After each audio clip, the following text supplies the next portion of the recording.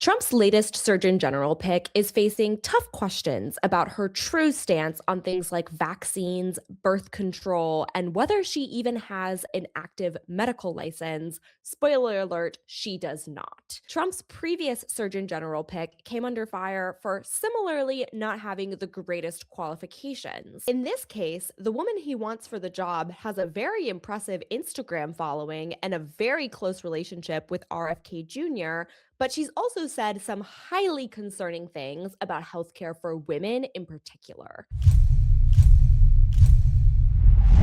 Casey Means is Trump's current pick for Surgeon General, and this week she faced tough questions from the Senate about her own qualifications and record on important medical issues like vaccinations.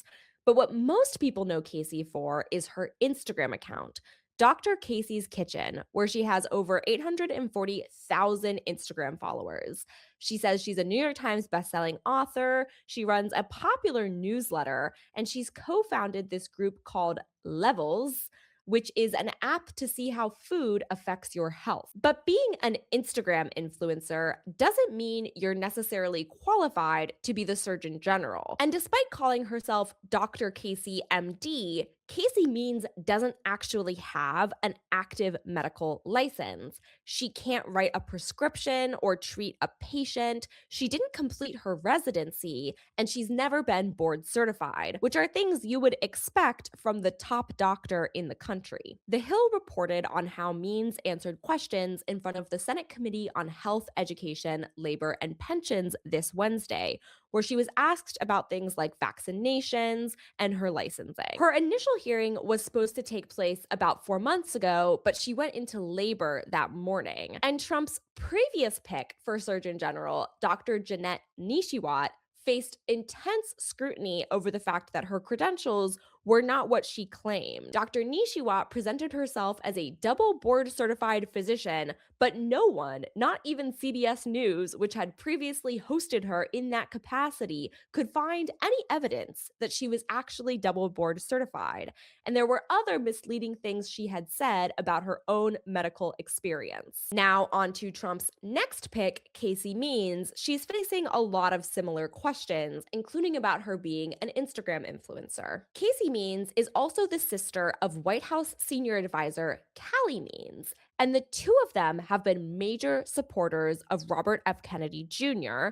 RFK is currently the health secretary, and both of them pushed for his presidential campaign in the run up to the 2024 election. Casey is fully on board with MAHA, or Make America Healthy Again, which in practice does nothing of the sort. MAHA is one of the reasons that measles are back, and your kid might die from a disease that was previously mostly eradicated through vaccinations. That doesn't sound very healthy, now does it? In addition to that, Maha makes it out so that food companies and pharmaceuticals are the root of all evil, while people should just trust their own intuition around what's healthy for them. That worked out so well for people before the advent of modern medicine, except it didn't. People now live longer and healthier lives because of medicine, not because they trust their intuition or value the advice of Instagram influencers over actual medical professionals. Even Trump's own former Surgeon General, Jerome Adams, said, "I feel strongly that the person who is leading America's public health service should be held to the same standard as the people he or she is leading." So the medical community in general is not happy about this, and rightfully so. This woman doesn't have the qualifications to back up the things that she says, many of which are actively harmful and put people in danger. For example, Casey Means has previously questioned whether vaccines like hepatitis B are even necessary. She's pushed for more parental autonomy in the vaccination space, meaning that parents could decline to get their kids vaccinated. And she's fear-mongered about these vaccines actually causing more health problems, when the reality is that vaccines are the reason why so many people are even alive today. According to The Hill, Senator Bill Cassidy, a Republican from Louisiana and the chair of the committee, asked whether Means would encourage mothers to get their children vaccinated against measles, given the ongoing measles outbreaks across the country. Means said, "Like you, I'm a physician." Pause. Not a practicing physician, never even finished her residency. But anyways, she said, "I believe vaccines save lives. They do. That's not a belief, that's a fact. She went on to say, I believe that vaccines are a key part of any infectious disease public health strategy. I'm supportive of vaccination. I do believe that each patient, mother, or parent needs to have a conversation with their pediatrician about any medication they're putting in their body and their children's body.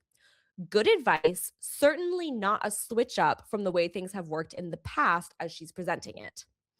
When pressed by Cassidy, however, The Hill reports, Means declined to say if she'd encourage other mothers to get their children vaccinated against measles. So that's super great, considering that measles are killing children in incredibly painful ways in the United States right now because of the feckless rhetoric and behavior of people like RFK Jr., who Casey Means loves. The Hill reports that a highly contentious moment occurred when Senator Tim Kaine, a Democrat from Virginia, challenged Means to contradict RFK Jr., who claimed just last month that there is no evidence that flu vaccines prevent hospitalizations or deaths among children.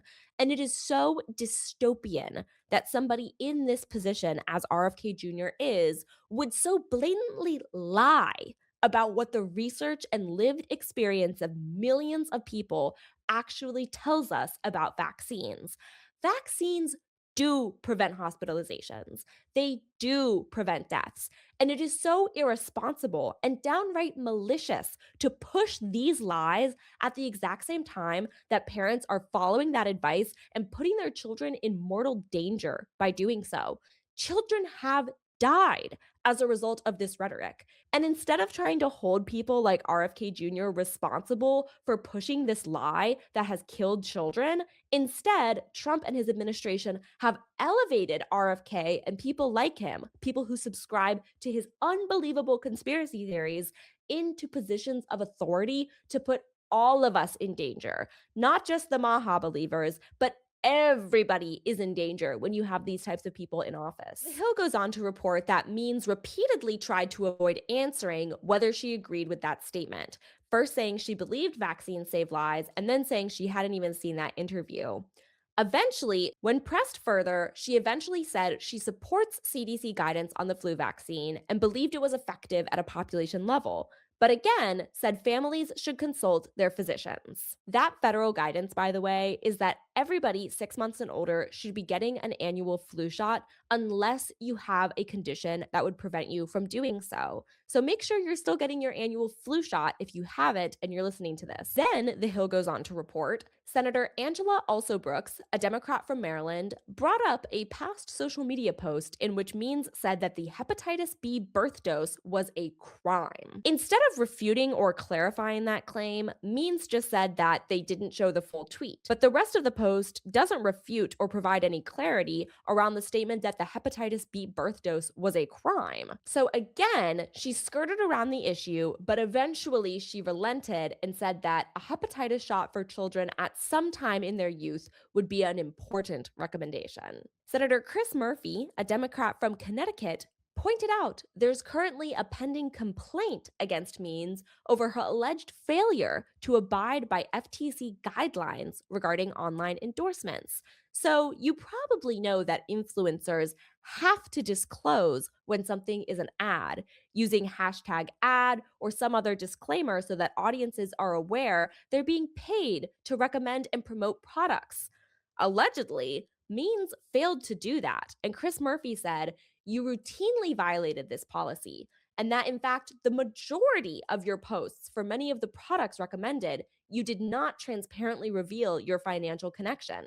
She said, that's false. But when pressed about her endorsements for healthcare companies, which had to settle allegations about improperly submitting claims to Medicare, Casey Means just said, frankly, I was not familiar with that settlement. So, to recap, this woman isn't really qualified. She's not a practicing doctor, and she never completed her residency, just some of her schooling. So, she doesn't have the educational background or the practicing background to be able to perform in this role as Surgeon General, period.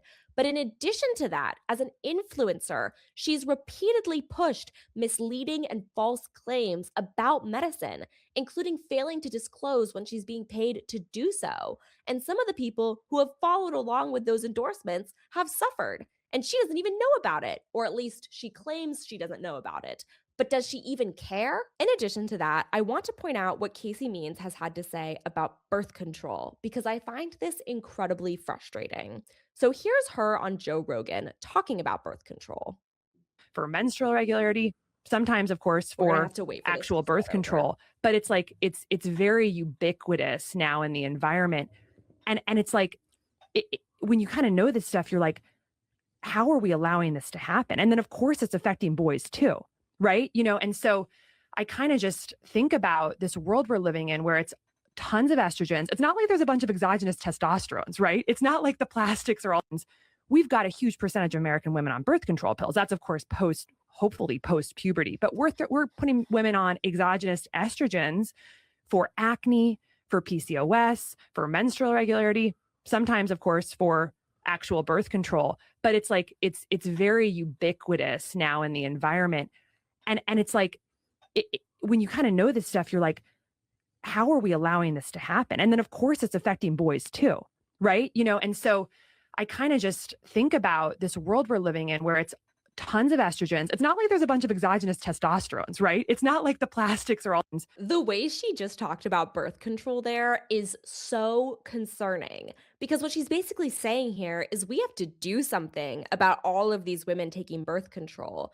And that is frightening because it suggests, particularly in a high government position, that she could be instrumental in actually restricting women's ability to take birth control, which is something that a lot of Republicans are talking about. And they've laid the groundwork for this already through regulating things like abortion and other forms of reproductive health care. We've all seen the horror stories. Women are being arrested for miscarriages. They are dying in hospital parking lots, and they are not able to obtain abortions even when medically necessary because of anti abortion rhetoric and laws passed by Republicans. So now Casey Means, who's fear mongering about birth control, is about to be put into this incredibly high position as Surgeon General, where she'll have authority and leverage to push even more draconian measures that limit what types of healthcare American women can even receive.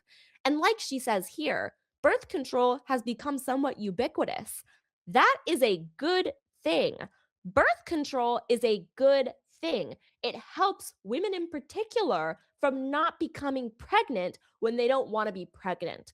And yes, she points out that birth control has been used for things like acne and PCOS. And a lot of patients who use birth control like the fact that birth control has helped them with these other medical issues and want to keep using it.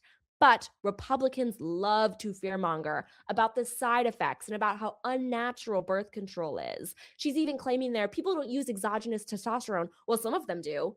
Trans people use exogenous testosterone. Men who want to have more muscles use testosterone. People use over the counter and other forms of hormones all the time for their own private individual purposes. And the government should not be in the position of taking these things away from people or telling them how they can use them. A few years ago, I did a piece for NBC News about anti birth control rhetoric coming from conservatives, and in particular, conservative women who were warning their followers about things like side effects and claiming that birth control is synthetic as opposed to pregnancy, which is natural. It's very clear through a lot of this rhetoric that the through line here is that American women should be getting pregnant, which is totally in line with what the Trump administration wants. It's a key cornerstone of Project 2025. And overall, it's part of the plan to take away rights from women, strip those rights from women, and relegate them to the position of second class citizens who can't even leave the home. All of this is connected. All of this is part of a broader plot to strip rights from women. And I fear that a woman like Casey Means could very easily be an instrumental tool in accomplishing those overall goals. And if you think I'm being dramatic, don't take it from me, take it from Project 2025. All of this is laid out explicitly as part of conservatives' goals to reduce the power that women have and ensuring that they get pregnant and that they don't have control over their own reproductive futures is instrumental to doing that. It's been done before. Women fought for gains and for the rights to be able to use birth control and make their own decisions about their bodies and healthcare. And now there are intense efforts being put in place to roll back the clock. So when I spoke to an actual OBGYN about birth control, One of the things she said to me is there's extensive data on this. If birth control is safe enough to advocate that it should be over the counter, there's absolutely no reason it should start to become a topic of legislation about who can access it and why.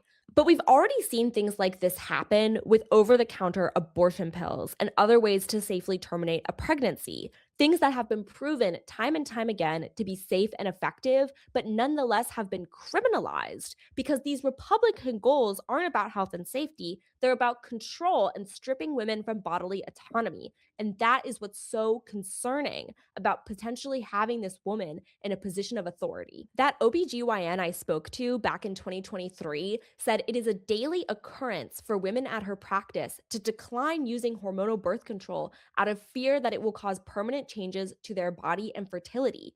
Quote, you basically are scaring people out of using birth control and not even comparing it to pregnancy. Because one of the things this OBGYN said that has stuck with me for years is that all of these side effects and fear mongering about birth control, all of those things are 10 times worse and more dangerous and actually life threatening when it comes to pregnancy.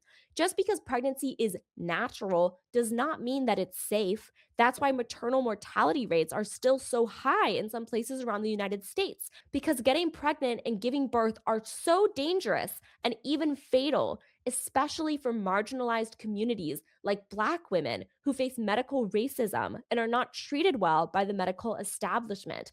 But just because the medical establishment is not perfect and, in fact, has a lot of work that needs to be done to reform it, that does not mean that throwing away the entire concept of modern medicine is better or safer or more effective. We have seen time and time again that turning your back on the medical establishment entirely and doing things like giving birth at home or refusing to take birth control or drinking raw milk, those things are incredibly dangerous, even more dangerous than going to the doctor, and they've killed people. This is a life or death issue for people. And you really cannot trust these people at the end of the day, the Make America Healthy Again crew, because at the exact same time that women like Casey Means are saying that the environment matters and we have to protect the environment to protect our health, which is true, she's throwing her support behind an administration that is literally wiping out environmental protections like the Clean Air Act. Trump's administration is making the environment far,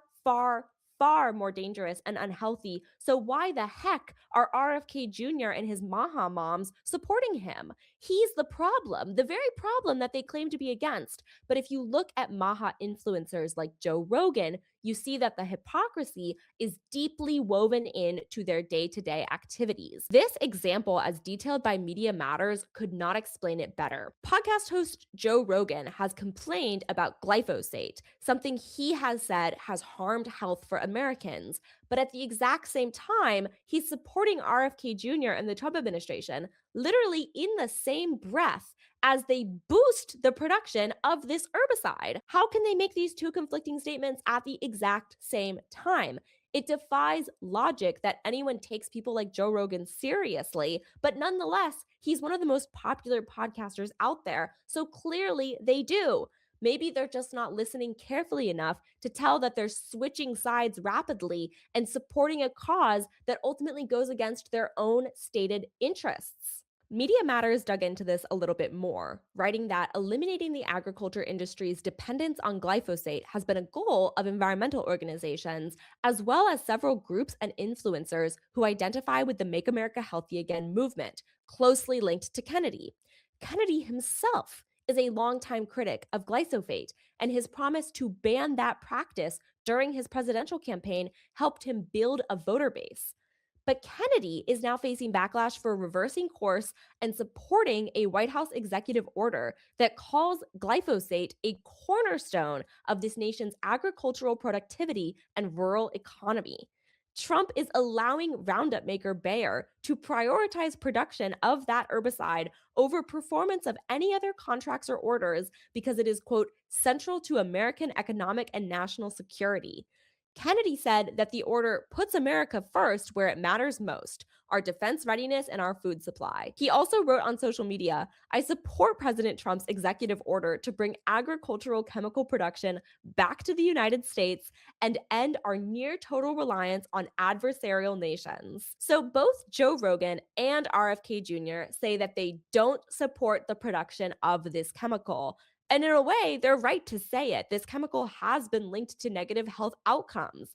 But RFK Jr. is also simultaneously supporting more production of this at home in the United States. These people do not care about the health of other Americans. They only care about themselves. It is so transparent to anyone who has not been clouded by propaganda. And funnily enough, if you go back to Dr. Casey's Kitchen on Instagram and you scroll down through her posts, there's one where she is celebrating RFK Jr.'s confirmation as Secretary of Health and Human Services. And in the comments, people are calling her a grifter. You're a grifter like the rest of the lot. I was interested until I read that you support RFK. He and Trump are quickly destroying all science. As much as I appreciate your work on metabolic health, less chemicals in our food, more whole foods, etc., I cannot support someone who totally denies medical research, is discontinuing vaccines against life-threatening medications, and doesn't even know what Medicare and Medicaid are. Hey, at Dr. Casey's Kitchen, what is your take on the EPA's deregulation of air and water pollutants? The deregulation of pollutants in drinking water, the pesticide companies' new protection by this administration from lawsuits due to their cancer causing agents deregulating food safety? Just to start. And then RFK, really.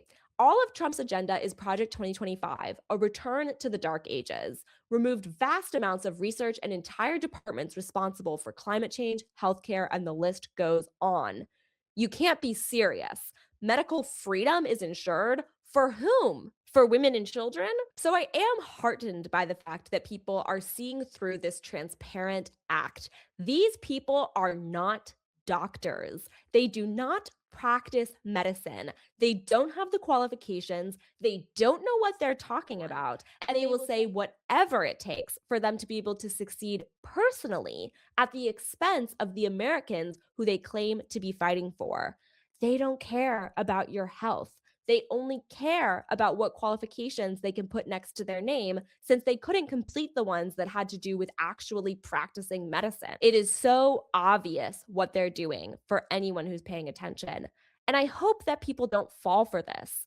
Trump's administration, and particularly the way that they are handling public health, is one of the most disastrous things to happen to America for a very long time. And we are all at further risk of getting sick and even dying because of what this administration has done. So when you look at the way that people like Dr. Casey Means are framing health, be sure to treat it with full skepticism of what they are actually trying to do, which is ultimately restrict your freedoms, pollute your environment, take away your health care, and ensure that these medical disparities aren't fixed, that they're only made worse.